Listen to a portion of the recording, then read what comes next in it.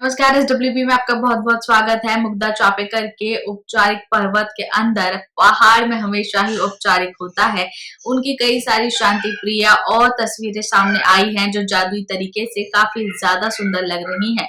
एक लोकप्रिय टीवी अभिनेत्री मुग्धा चापेकर हाल ही में नए साल के जश्न के लिए खूबसूरत समय और भरपूर प्यार और शांति प्राप्त करने के लिए पहाड़ों में पहुंची, जहां पर उनकी कई सारी तस्वीरें वायरल हो रही हैं जो काफी सुंदर हैं और पीसफुल भी। आप भी इन आरामदायक फोटोज को देखिए जो काफी स्टाइलिश है, और कमेंट करके जरूर बताएं कि ये वीडियो आपको कैसा लगा। धन्यवाद।